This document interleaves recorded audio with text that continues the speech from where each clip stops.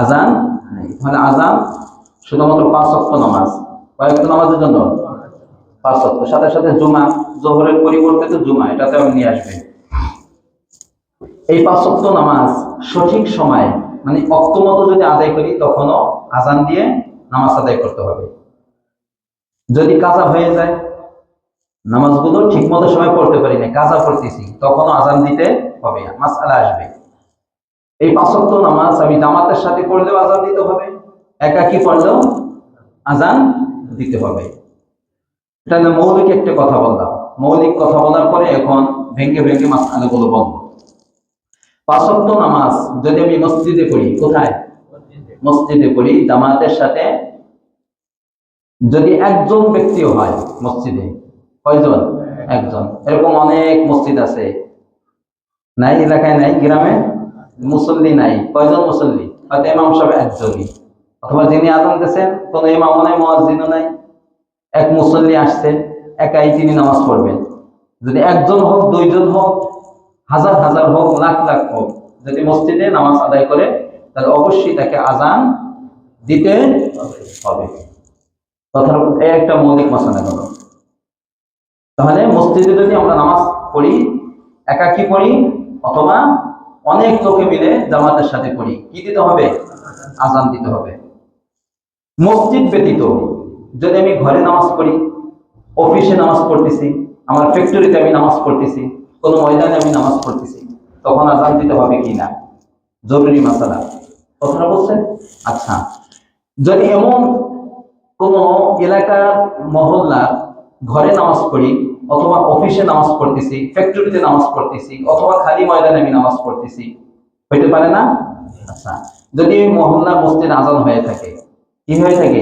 আজান হয়ে থাকে, তাহলে ওই আজানই সকলের জন্য, মহল্লার সকলের জন্য কি হবে? যথেষ্ট হবে। এক্ষেত্রে যদি আমি ঘরে জামাতের সাথে নামাজ আদায় করি, বা অফিসে জামাতের সাথে নামাজ আদায় করি, বা অন্য কোনো জায়গায় মসজিদ ব্যতীত অন্য কোথায় যদি আমি নামাজ আদায় করি, বা ওই মহল্লার মসজিদে আজান হয়ে থাকে, তাহলে আমরা যখন জামাতের সাথে ঘরে বা ফ্যাক্টরিতে, অফিসে নামাজ আদায় করব, তখন আমার জন্য আজানে কমান দিতে হবে কি না? এক্ষেত্রে মাসআলা হলো, যদি জামাতে নামাজ আদায় করেন তাহলে আস্তে, বেশি জোরে না, আস্তে আজান দিয়ে এবং পরে ইকামত দিয়ে নামাজ পড়াটা ভালো। তবে যদি আপনি আজান না দিয়েও নামাজ পড়েন, কোনো গুনাহ হবে না, সুন্নতের খেলাফ হবে না। এমনকি যদি ইকামত ছাড়াও নামাজ পড়ে, মসজিদে না বাহিরের কথা বলতেছি, ঘরের ভিতরে বা যে কোনো জায়গায় যদি ইকামত ছাড়াও নামাজ পড়ে, তাহলে কোনো গুনাহ হবে না, সুন্নতের খেলাফ হবে না। দলিল আব্দুল্লাহ ইবনে মাসউদ রাদিয়াল্লাহু তাআলা আনহু, তিনি বলেন, আযানুল হাজ্জি ইয়াকফিনা, মহল্লার মসজিদের আজান সকলের জন্য কি? যথেষ্ট। অর্থাৎ মহল্লার মসজিদে যদি আজান ইকামত হয়ে যায়, নামাজ হয়ে গেছে, এরপরে ওই মহল্লা ঘরে অথবা অফিসে কোনো জায়গায় কোনো ব্যক্তি যদি একাকী নামাজ আদায় করে বা জামাতের সাথে নামাজ আদায় করে, তাহলে ওই মসজিদে আজান ইকামত হয়েছে, ওইটাই মহল্লার সকলের জন্য কি হয়ে গেছে? যথেষ্ট হয়ে গেছে। ভিন্নভাবে আজান ইকামত দিতে হবে না। তবে যদি জামাতের সাথে নামাজ আদায় করি, তাহলে উচিত হলো আগে আস্তে আস্তে করে আজান দিয়ে তারপর ইকামত দিয়ে নামাজ পড়া, কিন্তু এটা ছাড়াও পড়লে কোনো সমস্যা হবে না। আর যদি একাকী ঘরে নামাজ আদায় করে, অফিসে নামাজ আদায় করছেন, কয়জন? জামাত না, একজন। দোকানে নামাজ আদায় করতেছেন, একজন, তাহলে আপনার জন্য আজান দেওয়ার কোনো দরকার নেই। ইকামত দিবেন কিনা, ইকামত না দিলেও কোনো সমস্যা হবে না, তবে দেওয়া ভালো। দেওয়া কি ভালো, না দিলে কোনো গুনাহ হবে না। আচ্ছা, যদি কারো প্রশ্ন থাকে জিজ্ঞাসা বলবেন, হাত উঠাবেন, আমি উত্তর দেব, অসুবিধা নাই। এরপরে মাসআলা হলো যে মসজিদে জামাত হয়ে গেছে, কি হয়ে গেছে? জামাত হয়ে গেছে, মসজিদের নিয়ম অনুযায়ী সময় মতো জামাত, আসমুল জামাত হয়ে গেছে। এখন কোন ব্যক্তি যদি আসে মসজিদে নামাজ পড়ে, এখন দ্বিতীয় জামাত করতে পারবে কিনা, এই মাসালাটা এখনই বলতাম, কিন্তু যখন মুসল্লি আসে না, এই জন্য বলবো না, এটা পরে বলবো, এটা একটু পরে আমি রেখে দিলাম, পরে বলবো। তো মসজিদে জামাত হওয়ার পরে কোন ব্যক্তি যদি আসে এবং ফরজ নামাজ আদায় করতে চায়, তাহলে সে আজান ইকামত দিবে কি না? কথাটা বলছেন, তার জন্য আর আজান ইকামত দিতে হবে না, এবং দেওয়া ফুকাহায়ে মাকরুহ বলেছেন। কি বলছেন? মাকরুহ বলেছেন। যেহেতু মসজিদে জামাতের সময় আজান হয়ে গেছে, ইকামতও হয়ে গেছে, এখন কোন ব্যক্তি যদি এসে একাকী নামাজ আদায় করে অথবা জামাতের সাথে নামাজ আদায় করে, তাহলে আজান ইকামত ছাড়াই তারা কি করবে? নামাজ পড়বে। তবে যদি জামাতের সাথে নামাজ আদায় করে, কোন কোন ফুকাহা কিরাম বলেন ইকামত দিতে পারে, তবে হানাফি মাযহাব অনুযায়ী আজানও দিবে না, ইকামতও দিবে না। এখন দ্বিতীয় জামাত করতে পারবে কিনা এই মাসালা পরে বলবো। একটা মাসালা গেল। আর সফর অবস্থায়, কি অবস্থায়? আপনি সফরে বের হয়েছেন, 10 জন, 5 জন, 2 জন, 3 জন মানুষ সফরে বের হয়েছেন, নামাজের সময় হয়েছে, মসজিদ না, মসজিদ ছাড়া আপনি কোনো খোলা ময়দানে কোনো জায়গায় আপনি নামাজের সময় হয়েছে নামাজ পড়বেন। যেমন ট্রেনে নামাজ পড়া লাগে, লাগে না? ট্রেনে নামাজের জায়গা আছে না নাই? আছে। প্লেনে নামাজের জায়গা আছে। এরকম যদি নামাজের জায়গা থাকে, অথবা কোনো জায়গায় আপনারা নেমেছেন, নামাজের সময় হয়েছে, নামাজ পড়বেন, একাধিক লোক আছে, জামাতের সাথে নামাজ আদায় করবেন, তাহলে এক্ষেত্রে উত্তম হলো আজান দেওয়া, ইকামত দেওয়া। তবে যদি আজান না দেয় কোনো সমস্যা হবে না, তবে ইকামত দিতে হবে। মুসাফির অবস্থায় যদি জামাতের সাথে নামাজ আদায় করতে চান, আজান দেওয়াটা ভালো। যদি আজান না দেওয়া হয় কোনো সমস্যা হবে না, তবে কি দিতে হবে? ইকামত দিতে হবে। আর একাকী নামাজ আদায় করলে একই হুকুম। যদি আজান দিতে চাই দিতে পারবে, কোনো সমস্যা না, না দিলে কোনো গুনাহ হবে না, তবে ইকামত অবশ্যই দিয়ে নামাজ আদায় করবে। এই ব্যাপারে অনেক হাদিস আছে, হাদিস শোনাইলে বলতে পারবো না, যেমন তারপরে শোনাই, কয়েকটা হাদিস আপনাদেরকে শোনাই।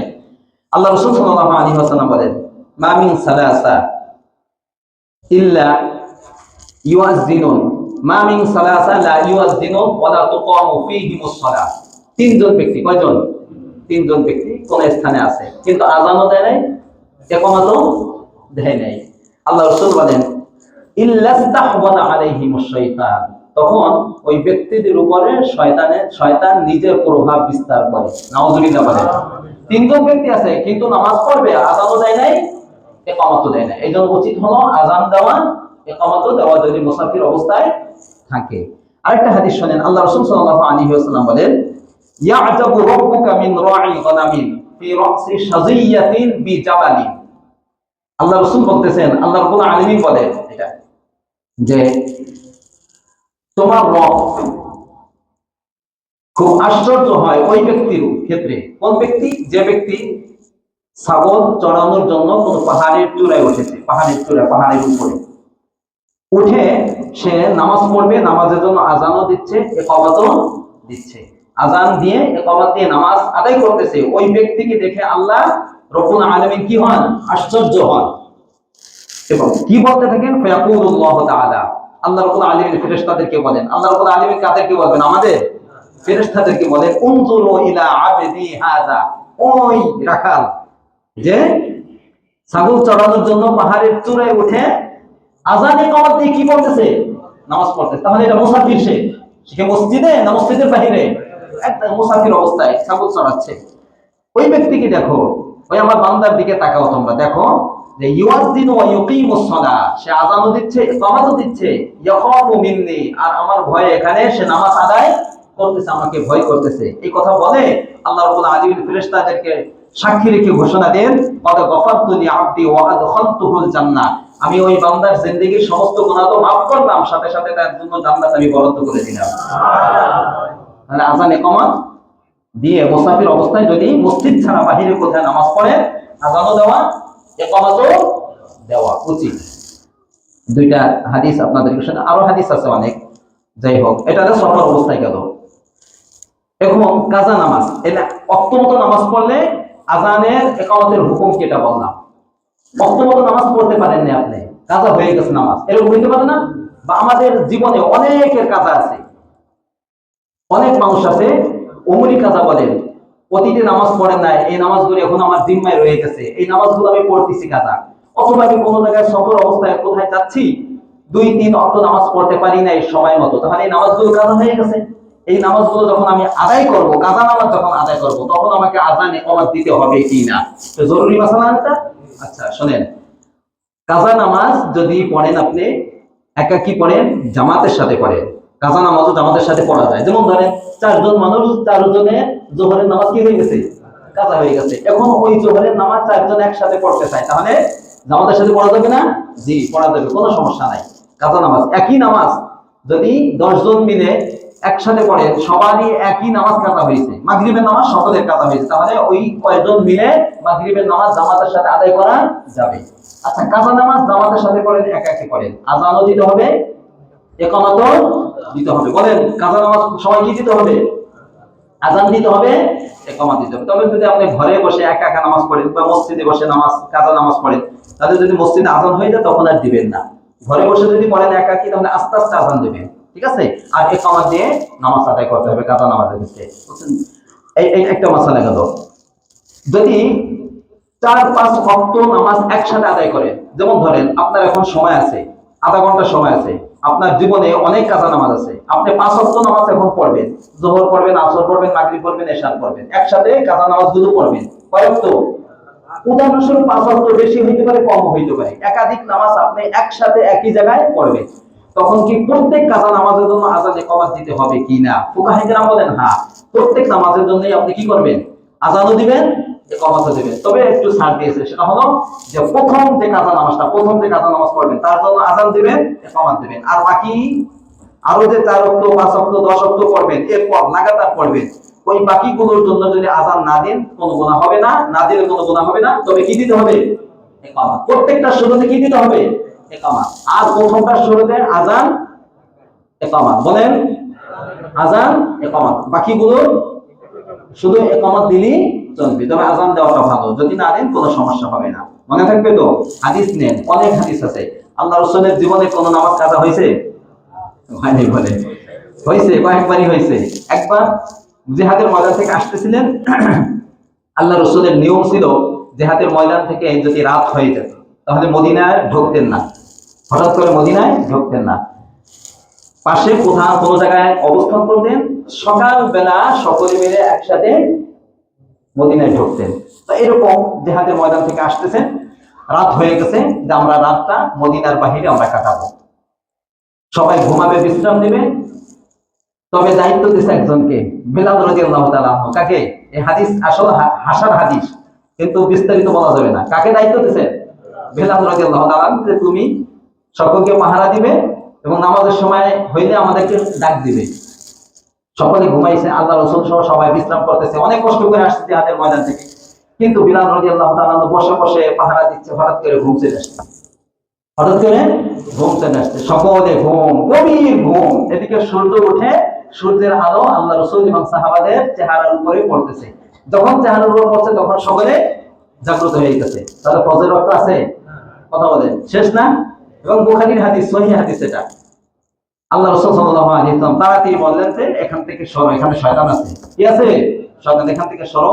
কিছু দূর যাওয়ার পরে বিলাল রাদিয়াল্লাহু তাআলা আনহুকে বললেন আযান দাও, ইকামত দাও। এরপরে জামাতের সাথে আযান ইকামতের পরে আগে 2 রাকাত সুন্নাত পড়লেন, এরপরে সুন্নাতের পরে জামাতের সাথে কি করতেন? ফজরের 2 রাকাত ফরজ নামাজ পড়েছেন। তাহলে কাজা নামাজের ক্ষেত্রে আযান ইকামত দেওয়া লাগে, পাইছেন? 2 নম্বর দলিল, আহজাবের যুদ্ধের সময়, খন্দকের যুদ্ধের সময় আপনারা জানেন নামাজ কাজা হয়েছে। বর্ণনা আছে যোহর, আসর, মাগরিব, কোন জায়গায় এশার নাই। অনেকে বলে 2 রাকাত, 2 ওয়াক্ত, অনেকে বলে 1 ওয়াক্ত, যাই হোক, কোন কোন বর্ণনায় সহিহ বর্ণনায় 3 ওয়াক্ত, যোহর, আসর, মাগরিব। এই 3 ওয়াক্ত নামাজ আল্লাহ রাসূল এশারের ওয়াক্তে আদায় করছেন। কোন ওয়াক্তে? এশারের ওয়াক্তে আদায় করছেন, লাগাতার আদায় করছেন। আগে যোহর, এরপর আসর, এরপরে মাগরিব। এই নামাজ আদায় করার ক্ষেত্রে কোন কোন বর্ণনায় পাওয়া যায় শুধুমাত্র 1 ওয়াক্ত নামাজের জন্য আযান দিয়েছেন, বাকি গুলোর জন্য কি দিয়েছেন? ইকামত দিয়েছেন। তাহলে এই হাদিসগুলো থেকে পাওয়া গেল যে কাজা নামাজের জন্য আযান দেওয়া এবং ইকামত দেওয়া এটা কি? সুন্নাত। তবে যদি মানে কয়েক ওয়াক্ত নামাজ একসাথে আদায় করা হয় তাহলে প্রথম নামাজের জন্য আযান দিতে হবে, ইকামত দিতে হবে, বাকি নামাজগুলোর জন্য শুধুমাত্র ইকামত দিলেই চলবে। মনে থাকবে তো ইনশাআল্লাহ? যাই হোক, সামনে চলে। আযান কখন দিব আমরা? আযান কখন দেব? ওয়াক্ত আসার আগে না ওয়াক্ত আসার পরে? জোরে বলেন। ওয়াক্ত আসার আগে আযান না পরে? পরে। শুনেন, আযান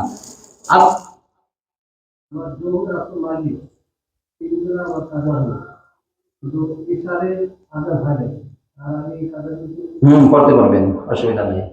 যদি ওই নিষিদ্ধ 3টা ওয়াক্ত আছে না, সূর্য বরাবর, সূর্য উঠতেছে, ডুবতেছে, এই সময় বাদ দিয়ে যে কোনো সময় কাজা নামাজ পড়তে পারবে, অসুবিধা নেই। না না, সুন্নতের কাজা নেই। সুন্নতের কাজ আছে, এটা পরে মাসালা বলবো। যদি ফরজ সহ, ফজরের ফরজ সহ কাজা হয়ে যায় তখন আগে সুন্নত পড়বেন, তখন ফরজ পড়বেন। জি। এক্ষেত্রে মাসআলা আছে, যদি আপনার জীবনে ওই 3 ওয়াক্ত নামাজি কাজা থাকে আর কোনো নামাজ কাজা নাই, জীবনে যে নামাজ কাজা হয়েছে কয় ওয়াক্ত? 3 ওয়াক্ত, তাহলে এই কাজা নামাজ পড়ে তারপর ওয়াক্তিয়া নামাজ পড়তে হবে, নাহলে ওয়াক্তিয়া নামাজ হবে না। এটা আরেক মাসালা। আর যদি আপনার জিম্মায় 6 ওয়াক্তের বেশি কাজা থাকে, পুরা জীবনে কাজা কত আছে? 6 ওয়াক্ত, কমপক্ষে কত আছে? 6 ওয়াক্ত, তাহলে আপনি ওয়াক্তিয়া নামাজ না পড়েও কাজা নামাজ পড়তে পারবেন, কোনো সমস্যা নেই। আচ্ছা, এটা গেল। আজান কখন দিব? আজান দেওয়া উত্তম হলো ওয়াক্ত হওয়ার পর কি দেওয়া? আজান দাও। ভালো করে শুনেন, ওয়াক্ত হওয়ার পর কি দেওয়া? আজান দাও। কেন ওয়াক্তের পর আজান দিবেন? কারণ আজান যখন মসজিদ থেকে দেওয়া হবে তখন এলাকার সকলে, বিশেষ করে নারী মহিলা যারা ঘরে আছে মসজিদে আসবে না, তারা জানবে যে নামাজের ওয়াক্ত হয়ে গেছে, এখন নামাজ পড়া যাবে।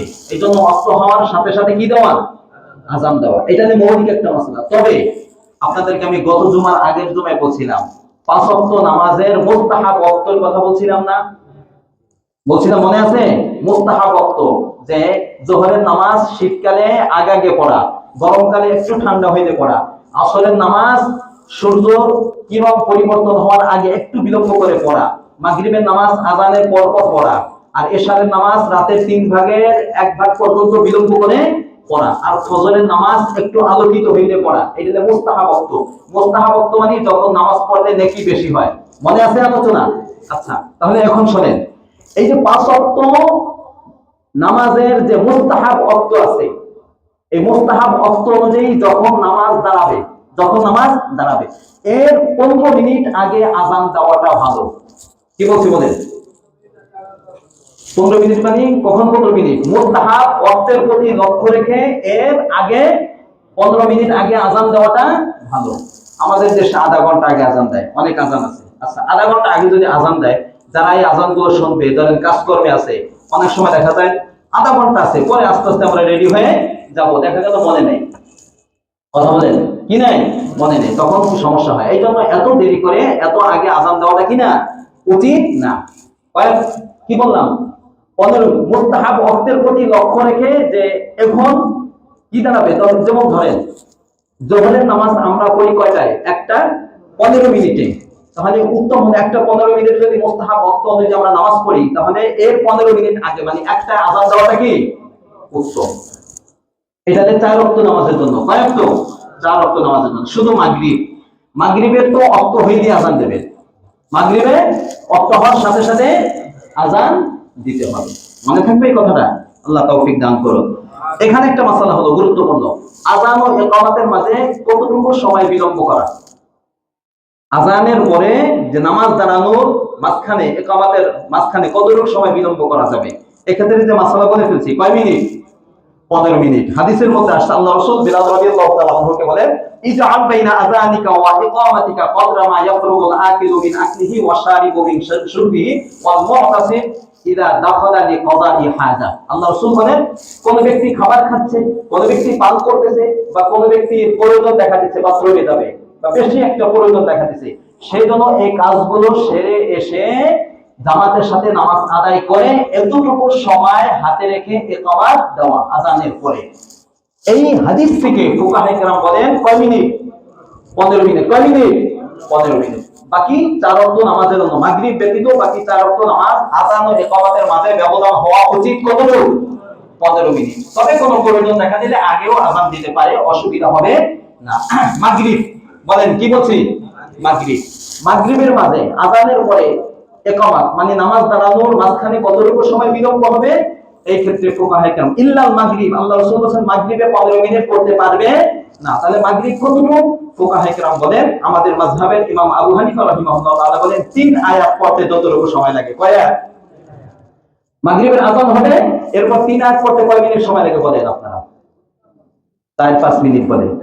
3 আয়াত পড়তে 1 মিনিট লাগে। এই জন্য আর ওনার 2 ছাত্র সাহেবাই, ইমাম মুহাম্মদ রাহিমাহুল্লাহ তাআলা, ইমাম আবু ইউসুফ রাহিমাহুল্লাহ তাআলা, ওনারা বলেন খতিব সাহেব 2 খুতবার মাঝখানে যে পরিমাণ সময় বসে থাকে, কয় খুতবা? খুতবা কয়টা দেয়? তা প্রথমটা দেওয়ার পর একটু বসি, তারপর আবার দাঁড়াই, কয় মিনিট বসি? 5 মিনিট। কয় মিনিট? 1 মিনিটও না। তাহলে দুইজনের মতামত যদিও মানে শব্দগতভাবে ভিন্ন কিন্তু উদ্দেশ্য একই, মানে বেশি বিলম্ব করা যাবে না। সর্বোচ্চ যদি করেন 1 থেকে 2 মিনিট, এর বেশি করা মুস্তাহাবের খেলাফ হবে। হ্যাঁ, যদি একান্ত প্রয়োজন দেখা যায়, যেমন রমাদানে সাধারণ সবাই ক্ষুধার্ত থাকে, এখন যদি আজানের 1 মিনিট পরে দাঁড়ানো হয়, তাহলে ইফতার করে এসে দেখা যাবে প্রচন্ড ক্ষুধা লাগছে, অনেক কষ্ট হবে, সবার মাথা থাকবে, মানে জেহেন থাকবে কোন দিকে? খাবারের দিকে। এই জন্য এক্ষেত্রে সর্বোচ্চ যদি করেন 10, কত? কারণ মাগরিবের রক্ত মুস্তাহাব রক্ত বেশি কোন থাকে না, সর্বোচ্চ মাগরিবের ক্ষেত্রে 5 মিনিট, 10 মিনিট, এর বেশি সময় না দেওয়াটা ভালো। কথাটা বুঝাচ্ছে? মনে থাকবে ইনশাআল্লাহ, আল্লাহ তৌফিক দান করুন, আমিন। আচ্ছা, আজান মসজিদের কোন স্থানে দিতে হবে? আজান কি এই যে মুয়াজ্জিন শব্দটা এখানে দেয়, এখানেই দিতে হবে নাকি যে কোনো জায়গায় দাঁড়িয়ে আজান দিতে হবে? বলেন। মসজিদের যে কোনো স্থানে আজান দিলে আজান হয়ে যাবে। নিচতলায় দেন, দোতলায় দেন, 3তলায় দেন, 10তলায় দেন, পাশে দেন, ইমাম সাহেব মুয়াজ্জিনের রুমে দিও, যেখানে দিও, কোনো সমস্যা নেই। তবে জুমার দ্বিতীয় আজান কোথায় দিবে? মেম্বারের বরাবর, যেখানে খতিব সাহেব বসবে, ইমাম সাহেব যেখানে বসবে তার বরাবর দেওয়া। এছাড়া বাকি যে আজানগুলো আছে যে কোনো জায়গায় বসে দিতে পারে, কোনো সমস্যা নাই। ইকামত কোথায় দিবে? ইমাম সাহেব পিছনে বরাবর দেওয়া উচিত। আচ্ছা, আজানের পর মসজিদ থেকে বের হওয়া যাবে কিনা? উদাহরণস্বরূপ আপনি মসজিদে আছেন, আজান হয়ে গেছে, আজান অবস্থা আপনি কোথায় আছেন? আপনি মসজিদে আছি, আজান হওয়ার পরে অনেকে আজান হওয়ার পরে মসজিদ থেকে বের হয়ে যায়, খুব কষ্ট লাগে। অনেকে বললে কষ্ট পাবেন। আমাদের কিছু দিনী ভাই আছে, তাদেরকে আমরা দিনী ভাই বলি। তারা বিভিন্ন মসজিদে এক এক দিন তারা বিভিন্ন কাজ করে, জিকির করে, যাই করে, কিন্তু তাদের নসিহতের জন্য বলতেছি, তারা কি করে, ঠিক যখন এশারের আজানটা হয় তখন তারা বের হয়ে যায়। যদি আজানের আগে যায় তাহলে কোনো সমস্যা নাই, কিন্তু আজানের পরে যাওয়াটা, দুইটা হাদিস আপনাদেরকে শোনাই, সময় নেই তারপরে শোনাইতে হবে। আল্লাহ রাসূল বলেন, মান আদরাকাল আযান ফিল মসজিদ সুম্মা খারাজা লাম ইয়াখরুজ লিহাজাতিন ওয়া হুয়া লা ইউরিদুর রুজু ফাহুয়া মুনাফিকুন। মসজিদে থাকা অবস্থায় আজান হয়ে গেছে, সে বের হয়েছে কোনো প্রয়োজন ছাড়া, এমনি বের হয়ে গেছে, আর মসজিদে আসবে না। একটা হলো প্রয়োজন, যাচ্ছি আবার চলে আসবো, কিন্তু প্রয়োজন নাই, একবারই বের হয়ে গেছে, আল্লাহ রাসূল বলেন ওই ব্যক্তি মুনাফিক। নাউজুবিল্লাহ বলেন। এই একটা হাদিস। আর এক হাদিসে আল্লাহ রাসূল সাল্লাল্লাহু আলাইহি ওয়াসাল্লাম এক ব্যক্তিকে দেখলেন মসজিদে আজানের পরে সে মসজিদ থেকে বের হয়ে গেছে, তখন আল্লাহ রাসূল বলেন, ফাকাদ আসা আবুল কাসিম, এই ব্যক্তি, আমি মুহাম্মদ, আবুল কাসিম কার উপরে? আল্লাহ রাসূলের। এই ব্যক্তি, যে ব্যক্তি আজানের পরে মসজিদ থেকে বের হয়ে গেল, সে আবুল কাসিম অর্থাৎ মুহাম্মদ সাল্লাল্লাহু আলাইহি ওয়াসাল্লামের অবাধ্যতা করলো। নাউজুবিল্লাহ বলেন। এই জন্য মাসআলা হলো, যদি আপনি মসজিদে থাকা অবস্থায় আজান হয়ে যায়, কোনো প্রয়োজন নেই, তাহলে নামাজ পড়ি বের হবে। কথা বোঝা? আর প্রয়োজন আছে, যেমন আপনি একজন ইমাম সাহেব আসছেন কোনো কাজে, আপনি এখান থেকে গিয়ে একটা জামাত কায়েম করবেন, অথবা বিশেষ কোনো প্রয়োজন, ঘরের কোনো প্রয়োজন দেখা দিয়েছে, বের হতেই হবে, না হলে আমার কোনো সমস্যা হয়ে যাবে, অথবা আমার টিকিট কাটা আছে, গাড়ির সময় হয়ে গেছে, আজান হয়ে গেছে, আমি তাড়াতাড়ি নামাজটা পড়ে আমি এখান থেকে বের হয়ে দেবো, এই প্রয়োজন থাকলে কি হবে না, কোনো সমস্যা হবে না। কিন্তু প্রয়োজন নাই, আজানের পরে মসজিদ থেকে বের হওয়াটা মাকরুহ, এটা লক্ষ্য রাখতে হবে। কথাটা বুঝে আসছে? তবে আমাদের দেশে তো অনেক আগে আজান হয়, এই জন্য যদি হালকা প্রয়োজন থাকে এবং যদি এইটার আপনার চিন্তা থাকে যে না আমি বের হই, আবার কাজটা সেরে আমি চলে আসবো, তাহলে কোনো সমস্যা হবে না। আরবে আজান আর নামাজ ইকামতের মাঝে কি বেশি ব্যবধান থাকে? আরে যারা মক্কায় গেছেন, আজান হয়েছে একটু করে কি নামাজ দাঁড়াই গেছে, এই ক্ষেত্রে বেশি। কারণ কি, এই মানে আজানের পরে মসজিদ থেকে বের হওয়া নিষেধ আল্লাহ রাসূল কেন করছেন এই জন্য যে আজান হয়ে গেছে, এক ব্যক্তি দেখলো যে আজানের পরে এই মুসল্লি মসজিদ থেকে কি হয়েছে, বের হয়েছে, তখন সে একটা খারাপ ধারণা করবে যে ব্যক্তি নামাজ পড়ে না, কি বলে না, নামাজ পড়ে না। এই জন্য আল্লাহ রাসূল বলেন, ইত্তাকু মাওয়াদিআত তুহাম, যেখানে তোমাকে অপবাদ দেওয়ার মতো সুযোগ থাকে, ওই স্থানগুলো, ওই জায়গাগুলো, ওই সময়গুলো তুমি এড়িয়ে চলো, যেন তোমাকে কোনো ধরনের অপবাদ দিতে না পারে। এজন্য আরবের ক্ষেত্রে বিশেষ করে যে আজানের পরে কি হয়, একটু পরে নামাজে দাঁড়ায়, যদি আপনি বের হয়ে যান মানুষ ধারণা করবে এই ব্যক্তি কি করে না, নামাজ পড়ে না। কিন্তু আমাদের এখানে যেহেতু নামাজ দাঁড়ানোর অনেক আগে আজান দেয়, এই জন্য কোনো প্রয়োজনে কোনো ব্যক্তি যদি বের হয় আবার ফিরে আসার চিন্তা করে, তাহলে মাকরুহ হবে না, কোনো সমস্যা হবে না। আচ্ছা, আজানের পূর্বে যদি নামাজ পড়ে তাহলে নামাজ হবে কিনা? কথা ভালো করে বুঝেন। আজানের পূর্বে অর্থাৎ নামাজের ওয়াক্ত হয়ে গেছে কিন্তু আজান দেয় নাই, কি বলছে বলেন? নামাজের ওয়াক্ত হয়েছে কিন্তু কি দেয় নাই, আজান দেয় নাই, আজানের আগে নামাজ পড়লে নামাজ হবে না? হবে। কোনো সমস্যা নেই, সুন্নতের খেলাফ হবে। দেখতে হবে অর্থ হয়েছে কিনা। নামাজের সম্পর্ক হলো অর্থের সাথে। কিসের সাথে? অর্থের সাথে। অর্থ যদি হয়ে যায়, এখানে একটা মাসালা বলি, অনেক মা বোনরা মনে করে মসজিদে জামাত না হওয়ার আগে ঘরে বসে মহিলারা নামাজ পড়তে পারবে না। এই ধারণাটা মহিলাদের মধ্যে আছে না নাই? এবং জুমার দিন তার আগে মসজিদে জুমার নামাজ হয়, তারপরে ঘরে কি করবে? না না, এটা নিষেধ করবেন। অর্থ হয়ে গেছে, তারা কি করতে পারবে? নামাজ পড়তে পারবে। আজান হয়ে গেছে, তারা এখন নামাজ পড়তে পারবে, কোনো সমস্যা নাই। আচ্ছা, আজান না দিয়ে যদি কোনো নামাজ পড়ে, যেমন মসজিদে আজান দিল না, জামাত দাঁড়াই গেছে, অথবা আপনি নামাজ পড়তেছেন, জামাত আদায় করবেন, আজান দিন নাই, নামাজ পড়ছেন, নামাজ হয়ে যাবে, তবে আজান ছাড়ার কারণে সুন্নতের খেলাফ হবে, মাকরুহ হবে, নামাজে কোনো সমস্যা হবে, নামাজ আবার দ্বিতীয়বার পড়তে হবে এরকম নয়। ওয়াক্তের আগে নামাজ পড়লে নামাজ হবে না। আচ্ছা বলছি, আপনি যেটা বলছেন, হ্যাঁ আজান হয় না, নামাজ পড়লে নামাজ হবে, এটা তো মাসালা বললাম। আজান আপনি যদি নামাজ পড়েন, ঘরে বসে নামাজ পড়েন, তাহলে আস্তে আস্তে করে আজান দেবেন, ঠিক আছে? আর না দিলেও, যেহেতু এলাকায় আজান হয় নাই, তখন আপনি আজান দিয়ে আস্তে আস্তে করে আজান দিয়ে নামাজ পড়বেন। আচ্ছা, নামাজ নষ্ট হয়ে গেলে পুনরায় আজান ও ইকামত দেওয়া লাগবে কিনা? সুন্দর মাসালা একটা। যেমন ধরেন আমাদের এরকম হইতে পারে, আমরা আমাদের সাথে নামাজ আদায় করতেছি, আজান হয়েছে, ইকামত হয়েছে, কোনো কারণে নামাজটা নষ্ট হয়ে গেছে, আবার দ্বিতীয়বার এই নামাজটা পড়া লাগবে। তাহলে আগে তো আজান দিছিলাম, ইকামত দিছিলাম এই নামাজের জন্য, এই নামাজ তো নষ্ট হয়ে গেছে, এখন আবার নতুন করে যে নামাজটা পড়বো, এই নামাজের জন্য ভিন্নভাবে আজান ইকামত দেওয়া লাগবে কিনা? লাগবে না। লাগবে না, ওই আগের আজান আগের ইকামতই কি যথেষ্ট। আচ্ছা, যিনি আজান দিবেন তিনি ইকামত দিবেন, গুরুত্বপূর্ণ একটা মাসালা। কি বললাম বলেন? যিনি আজান দিবেন তিনি কি দিবেন? ইকামত দিবেন। হ্যাঁ, তার অনুমতি নিয়ে অন্য কোনো ব্যক্তি যদি ইকামত দেয় তাহলে কোনো সমস্যা নাই। এটা কেন? কারণ হলো, যদি মুয়াজ্জিন আজান দিছে, একজন আজান দিছে, আপনি এসে যদি ইকামত দিয়ে দেন, তাহলে সে মনে কষ্ট হবে যে আমি আজান দিলাম, আমার অনুমতি ছাড়া সে কি ইকামত দিয়ে দিল। তার অনুমতি নিয়ে, অথবা সে যদি কোনো কষ্ট মনে না করে, তাহলে কোনো সমস্যা হবে না। না হলে যিনি আজান দিবেন তিনি কি ইকামত দিবেন, অথবা তার অনুমতি নিয়ে, যে আজান দিছে তার অনুমতি নিয়ে ইকামত দিতে পারবে, কোনো সমস্যা হবে না। ইকামত দেওয়ার কেউ না থাকলে ইমাম ইকামত দিয়ে নামাজ আদায় করবে। যেমন ধরেন মাসালাটা হলো যে, ধরেন ইমাম নামাজও পড়াবে, আজানও দেবে, ইকামতও দেবে, কেউ নাই, সহিভাবে আজান দেওয়ারও কেউ নাই, সহিভাবে ইকামত দেওয়ারও কেউ নাই, তখন কি করবেন? যে ভালো পারে, ধরেন ইমাম সাহেব একাই আছে, তাহলে ইমাম সাহেবই আজান দিবেন, এরপরে যখন নামাজ দাঁড়াবে, ইকামত বলার যদি কেউ ভালো না থাকে, সহিভাবে ইকামত দিতে পারে না, তাহলে ইমাম নিজেই কি দিবেন? ইকামত দিয়ে নিজেই কি করবেন? নামাজ পড়াবেন, এতে কোনো সমস্যা হবে না। আচ্ছা, ইকামত ছাড়া যদি নামাজ পড়ে, তাহলে নামাজ হবে কিনা? আজান দিছে, নামাজের আগে ইকামত দিতে হবে না? ইকামত ছাড়াই নামাজ পড়ে ফেলছে, নামাজ হবে না? হবে না, হবে। ইকামত দেওয়া সুন্নতে মুআক্কাদা, সুন্নত, সালাম দিলে হবে, কোনো সমস্যা না। তবে এটা সুন্নতের খেলাফ হইল, এই নামাজকে দ্বিতীয়বার পড়তে হবে না, তবে অনুত্তম, এটা উচিত না। আচ্ছা, গুরুত্বপূর্ণ একটা মাসালা। ধরেন মহল্লা, এমন এক মহল্লা, যে মহল্লা সহিভাবে আজান দেওয়ার মতো কেউ নাই, এখন কি করে?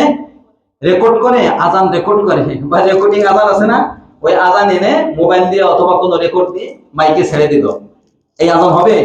হবে না। ভালো করে মনে রাখেন, আজান সরাসরি দিতে হবে। কোন রেকর্ডকৃত আজান যদি মাইকে ছেড়ে দেয়, তাহলে ওই নামাজের জন্য আজানটা কিনা যথেষ্ট না, এই আজান হবে না। এখন গুরুত্বপূর্ণ আজান সংক্রান্ত 6টা বিদআত বলবো। কি বললাম বলেন? জোরে বলেন। 6টা বিদআত আজান সংক্রান্ত। 1 নম্বর বিদআত হলো আজানের পূর্বে দুরূদ পড়া বা ডাকাডাকি করা। বলেন, এটা সবচেয়ে বড় একটা বিদআত। আজানের আগে দুরূদ পড়া, বিশেষ করে দুরূদ পড়া, এটা বিদআত। গজল পড়া, কোরআন তেলাওয়াত করা, ডাকাডাকি করা, করা যাবে না। আজানটা কি জন্য বলেন? সবাই বলেন, আজান কি জন্য?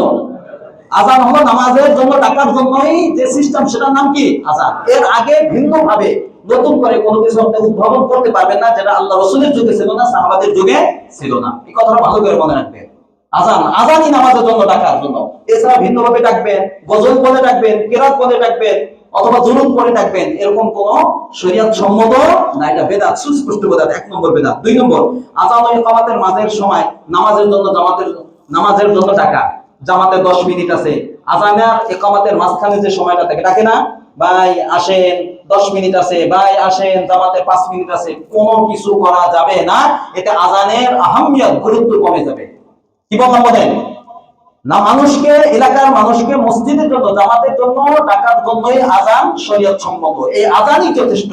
এরপর আজান আর ইকামতের মাঝখানে ভিন্নভাবে ডাকার কোনো সিস্টেম শরীয়তে নাই। 2 নম্বর বিদআত। 3 নম্বর বিদআত হলো যখন আজানের সময় আশহাদু আন্না মুহাম্মাদার রাসূলুল্লাহ বলে, তখন দেখে করে না, করে না? 1 নম্বর সুস্পষ্ট বিদআত, এটা মনে রাখবে। কি বলছি? আশহাদু আন্না মুহাম্মাদার রাসূলুল্লাহ বলার সময় কি করে? কি যে কি মানে কি শ্রদ্ধা, কি ভক্তি, অথচ দেখেন কখনো নামাজও পড়ে না। কথাটা বুঝাচ্ছে? একবারে সুস্পষ্ট বিদআত, এটা মনে রাখবেন। এটা 3 নম্বর গেল। 4 নম্বর, আজান শেষ করে যে হাত তুলে দোয়া করা। আজানের শেষের পরে যে দোয়া, ওই দোয়া পড়বে। এখানে হাত তোলার কোনো নিয়ম নাই। হাত তোলার যেখানে নিয়ম সেখানে নিয়ম, আজানের পরে হাত তুলে মোনাজাত করার কোনো নিয়ম নাই। আরেকটা হলো আজানের শেষের দোয়ার মধ্যে অনেক কিছু বৃদ্ধি করে। 1 নম্বর ওয়াদাওয়াজাতা রফিআ ওয়ারজুকনা শাফাআ। আজানের দোয়ার সাথে এগুলো বৃদ্ধি করা, এটা বেদাত, কোনো হাদিস দ্বারা প্রমাণিত না। আরেকটা হলো আজান শেষ করে হাত তুলে দোয়া, এটা বললাম। আজানের সময় কথা বলা, হ্যাঁ, অনেকে মনে করে এই একটা হাদিস আছে যে আজান যখন দিচ্ছে তখন যদি কথা বলে তাহলে তার ঈমান চলে যায় এবং 40 বছরের তার ইবাদত বন্দেগী নেকি এটা বরবাদ হয়ে যায়। নাউজুবিল্লাহ, জোরে বলেন। একটা হাদিস আছে, হাদিসটা আমি লিখে আনছি, মান তাকাল্লামা ইনদাল আযান খিফা আলাইহি জাওয়াদুল ঈমান। এটা বানানো হাদিস। অর্থাৎ আযান চলা অবস্থায় কোন ব্যক্তি যদি কথা বলে তাহলে তার ঈমান চলে যাওয়ার সম্ভাবনা আছে, হাদিসে বলে। নাউজুবিল্লাহ বলেন। আযানের সময় কথা বলা নিষেধ, তবে কথা বললে আপনার ঈমানও যাবে না, আপনার আমলও বরবাদ হবে না। এই সমস্ত বেদাত থেকে বিরত থাকতে হবে। এরপর মাসআলা হলো আযানের মাঝে যদি যে ব্যক্তি আযান দিচ্ছেন বাধাগ্রস্ত হয়ে গেছে, গলা আটকে গেছে, আল্লাহ না করুক বেহুশ হয়ে পড়ে গেছে, আল্লাহ না করুক পাগল হয়ে মানে মারা গেল, পড়ে গেছে, এরকম হইতে পারে না, পারে না, তাহলে কি করবে? তাহলে আজান কি দ্বিতীয়বার দেওয়া লাগবে নাকি যতটুকু সে দিছে এরপর থেকে, যতটুকু দিছে এরপর থেকে দিলেও চলবে, তবে নতুন করে ভিন্ন কেউ এসে আজান দেওয়াটা ভালো।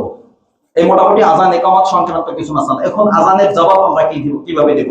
আজানের জবাব 2 ভাবে দেওয়া যায়। তাড়াতাড়ি বলেন, কয় ভাবে? 1 নম্বর হলো কার্যত ভাবে আজানের জবাব দেওয়া, মানে হাইয়া আলাস সালাহ বলে, হাইয়া আলাল ফালাহ বলে। হাইয়া আলাস সালাহ মানে নামাজের দিকে আসো, অর্থাৎ আপনি নামাজের দিকে আসবেন, নামাজ পড়বেন, এটা হলো কার্যত জবাব। এটা ওয়াজিব। এটা কি ওয়াজিব? অর্থাৎ আপনাকে নামাজের জন্য ডাকতেছে আর আপনি বাসায় বসে আসছেন, দোকানে বসে আছেন, নামাজ পড়ে নাই, নামাজ পড়তে আসলেন না, তাহলে আপনি ওয়াজিব বা ফরজ তরক করার গুনাহে লিপ্ত হইলেন নামাজ যদি না পড়েন। এটা। আর মৌখিকভাবে জবাব, মৌখিকভাবে জবাব, মৌখিকভাবে জবাব দেওয়া আজানের সুন্নতে মুআক্কাদা। কি বললাম বলেন? মৌখিকভাবে আজানের জবাব দেওয়া। আজানের জবাব আপনি কিভাবে দিবেন? আল্লাহ রাসূল বলেন, ইদা সামিআতুমুন নিদা ফাকুলু মিসলা মা ইয়াকুলুল মুয়াজ্জিন। মুয়াজ্জিন যে শব্দগুলো উচ্চারণ করে তুমি তার সাথে সাথে জবাবে ওই শব্দগুলো বলো। কথার মধ্যে এই একটা হাদিস। 2 নম্বর হাদিস ওমর রাদিয়াল্লাহু তাআলা আনহু থেকে, মুসলিম শরীফের হাদিস। এই হাদিসের মধ্যে তাহলে উপরের হাদিস থেকে আমরা বুঝলাম যে আযানের যে বাক্যগুলো আছে, মুয়াজ্জিন যে শব্দ বলবে আল্লাহু আকবার, আল্লাহু আকবার, আমরা আল্লাহু আকবার, আল্লাহু আকবার, সব পুরাটা, ভিন্ন কোনো কিছু বলা যাবে না। এইটা কিন্তু দ্বিতীয় হাদিস, মুসলিমের হাদিস, এই হাদিসের ব্যাখ্যা করছে, সেটা হলো মুয়াজ্জিন যখন হাইয়া আলাস সালাহ বলবে তখন বলবে, আল্লাহ রাসূল বলবেন ফাকুলু, তোমরা বলো লা হাওলা ওয়ালা কুওয়াতা ইল্লা বিল্লাহ। যখন মুয়াজ্জিন কি বলবে হাইয়া আলাল ফালাহ, তখন বলো লা হাওলা ওয়ালা কুওয়াতা ইল্লা বিল্লাহ। শুধু ব্যবধান এতটুকু মনে থাকবে। আর বাকি যা আছে মুয়াজ্জিন যা বলবে, যারা শ্রোতা তারা একই শব্দ বলবে। ফজরের নামাজে as-সালাতু খায়রুম মিনান নাওম, এর উত্তরে কি বলবে? এর উত্তরে বলবে সাদাকাতা ওয়া বারারতা। কি বলবে বলেন? এর কারণ বলতাম, কারণ বলার এখন সময় নাই। সাদাকাতা ওয়া বারারতা, সাদাকাতা ওয়া বারারতা।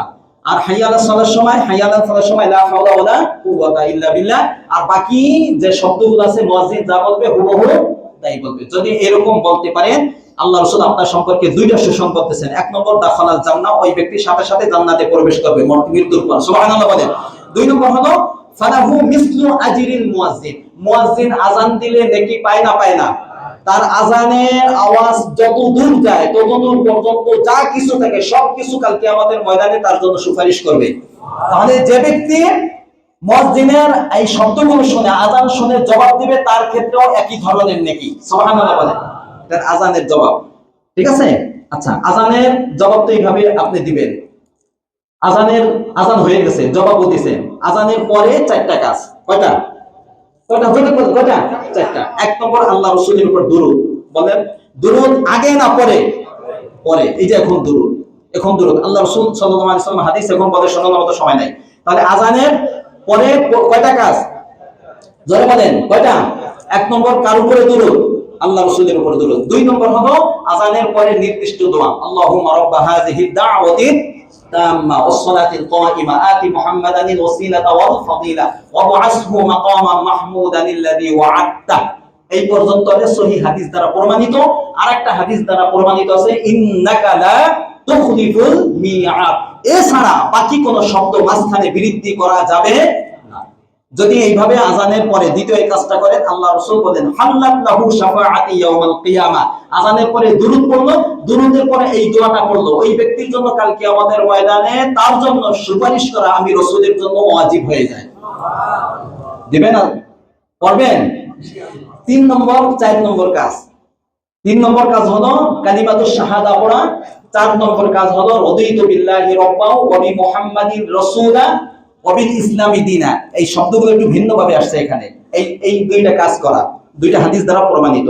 কালিমা শাহাদা, এরপরে কালিমা শাহাদাত পড়া, আর একটা হলো রাদিতু বিল্লাহি রাব্বাও ওয়া বিল ইসলামি দীনাও ওয়া বি মুহাম্মাদিন নাবিয়্যা ওয়া রাসূলা। এটা পারেন আপনারা? তবে এই হাদিসের মধ্যে ওয়া বি মুহাম্মাদির রাসূল এটা আগে আসছে, দ্বিতীয় ভাগে আসছে। রাদিতু বিল্লাহি রাব্বাও ওয়া বি মুহাম্মাদিন রাসূলা ওয়া বিল ইসলামি দীনা। এই চারটা কাজ করবেন। পারবেন তো ইনশাআল্লাহ? আর যদি না পারেন দুরূদ এবং নির্দিষ্ট যে দোয়াটা আছে এই দোয়াটা পড়বেন। ইকামাতের জবাব কিভাবে দিবেন? ইকামাতের জবাব আযানের জবাব যেভাবে, ইকামাতের জবাব হুবহু একই। শুধু কত কামাতিস সালাহ, কত কামাতিস সালাহর সময় বলবেন আকামাহাল্লাহু ওয়া আদামাহা। বলেন আকামাহাল্লাহু ওয়া আদামাহা, আকামাহাল্লাহু ওয়া আদামাহা। আর বাকি সবগুলো সেম আজানের জবাবের মতো। এখন কয়েকটা মাসালা শুনেন।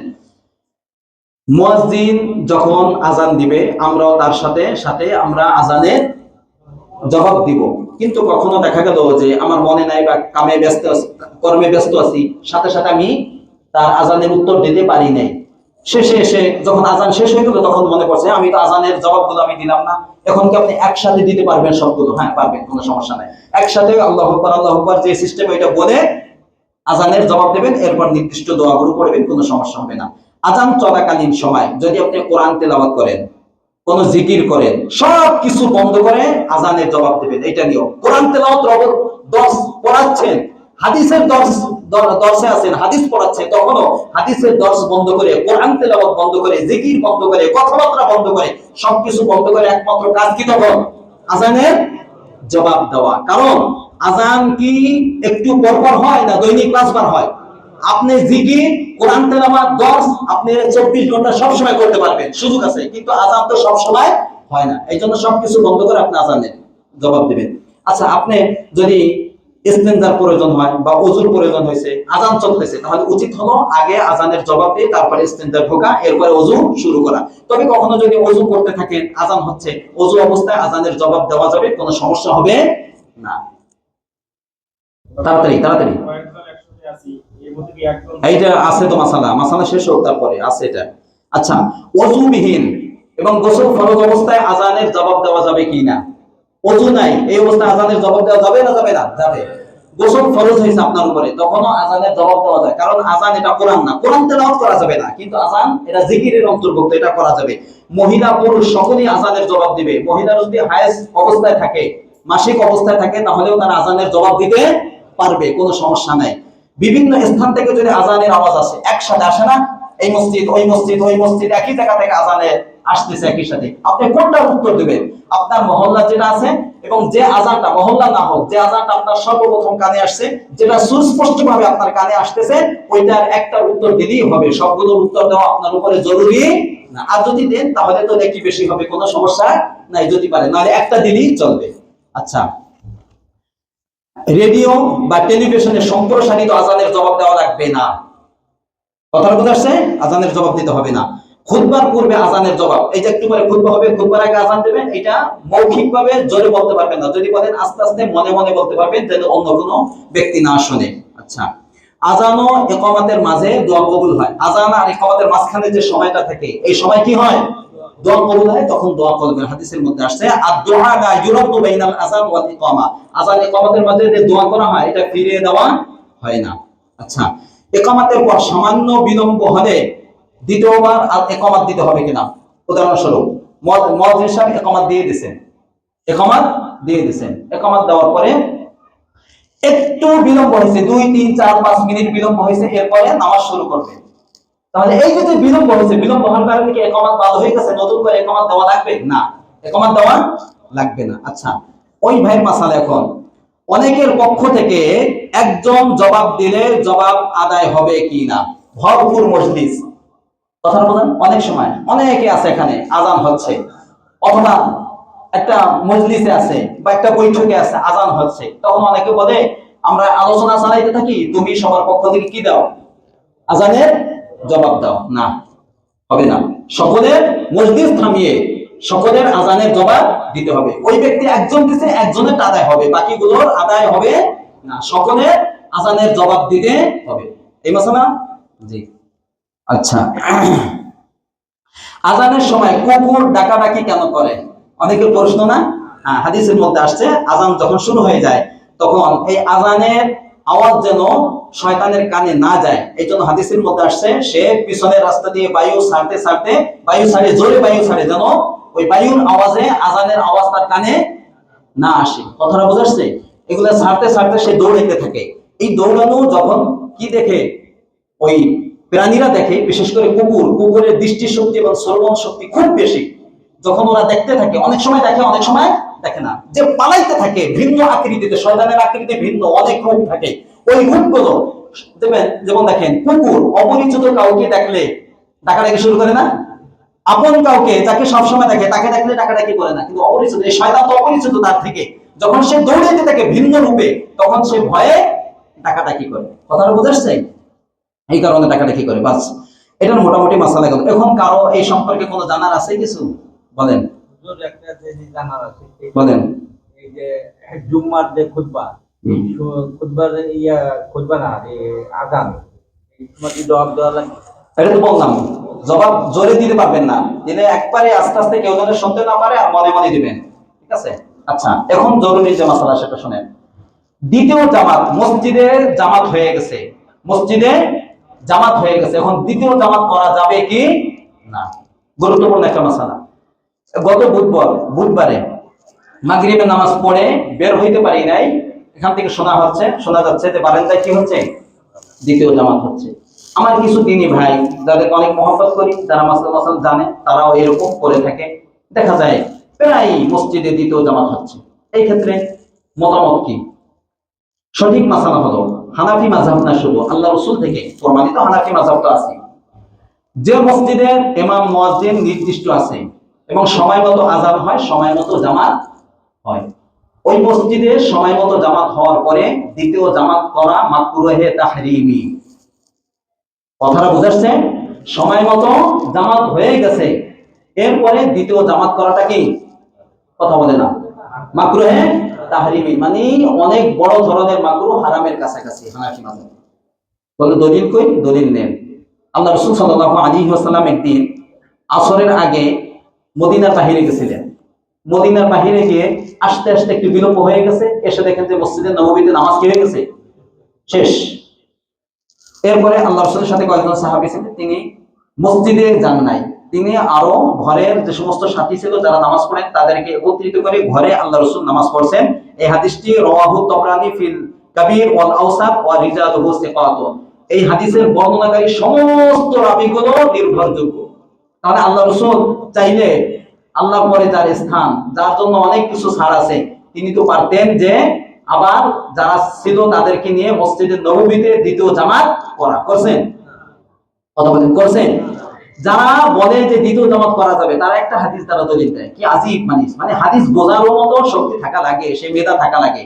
অর্থাৎ একদিন আল্লাহ রাসূল মসজিদে নববীতে বসা, এই সময় একজন লোক আসছে, আল্লাহ রাসূল জিজ্ঞেস করছেন তুমি নামাজ পড়ছো? বলছেন আমি নামাজ পড়ি নাই।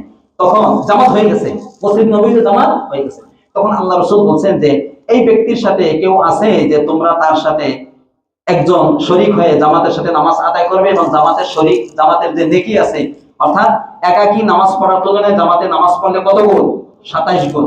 তোমরা কি কেউ আসো যে তার সাথে জামাতে নামাজ পড়ে নেকি অর্জন করবে? তখন এক ব্যক্তি দাঁড়ালো, যে ব্যক্তি দাঁড়াইছে সে কি আগে নামাজ পড়ছে না পড়ে নাই? কত বলেন? আল্লাহ রসুলের সাথে নামাজ হয়ে গেছে, তাহলে ওই ব্যক্তির সাথে এক ব্যক্তি দাঁড়িয়ে জামাতের সাথে নামাজ আদায় করছে। কথাটা বুঝছেন? কথাটা অনেকে কত সুন্দর করে বলে যে জামাতে নামাজ আদায় করলে 27 গুণ সওয়াব হবে, এই সওয়াব ছাড়া যাবে না। কথাটা বুঝছেন? এখন দেখেন এই হাদিস দ্বারা যারা দলিল দেয় যে মসজিদে নববীতেও তো আল্লাহ রাসূল অনুমোদন দিয়েছেন যে দ্বিতীয় জামাত হওয়া, কোনোভাবে দ্বিতীয় জামাতের অনুমোদন এই হাদিস থেকে পাওয়া যায় না। কারণ ওই ব্যক্তির সাথে যে ব্যক্তি শরীক হয়েছে ওই ব্যক্তির নামাজ কি ফরজ ছিল? আরে ফরজ নামাজ পড়ার পরে আবার নামাজের শরীক হওয়া যায়, ওই নামাজটা কি ফরজ হবে না নফল হবে?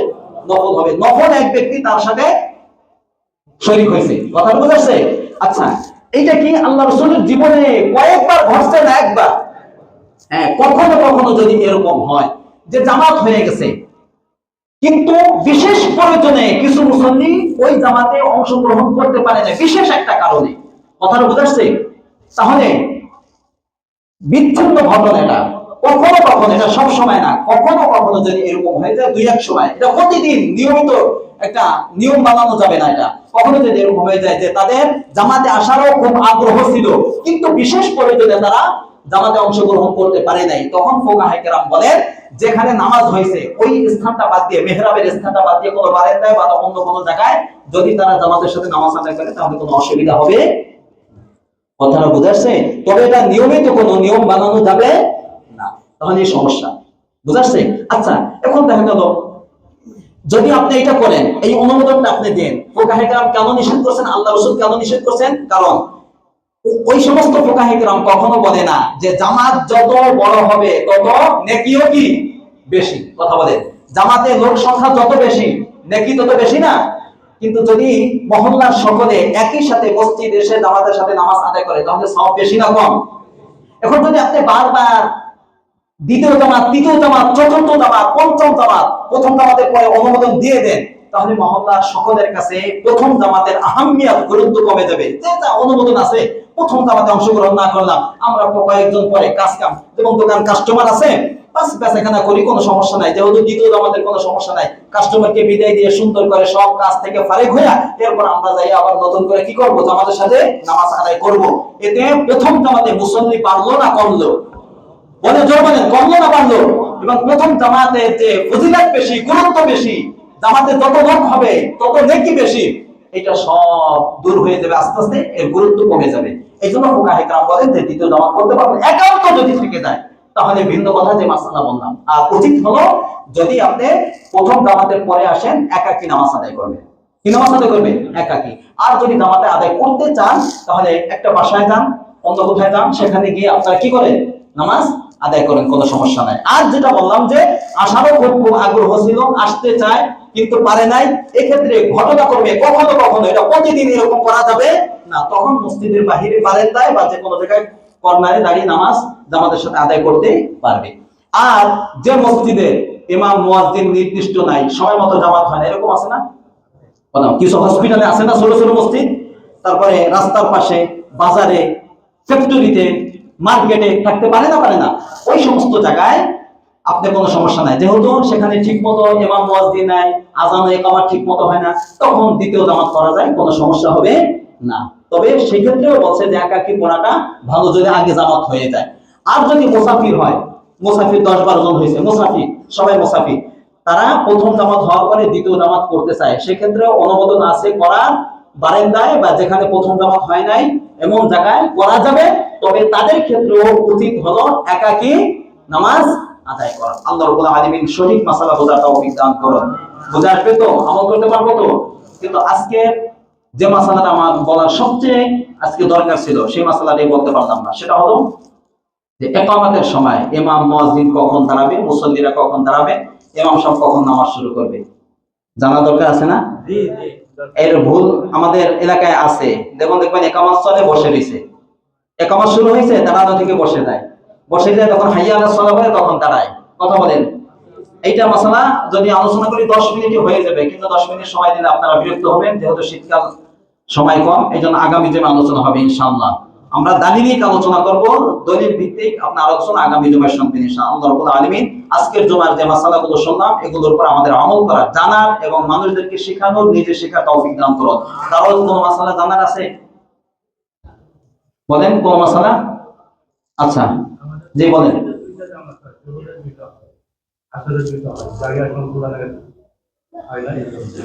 ওই ক্ষেত্রে সমস্যা নাই, যদি জায়গার সংকলন না হয় তাহলে অসুবিধা নাই। জি, যারা সুন্নাত পড়ে না চারটা সুন্নাত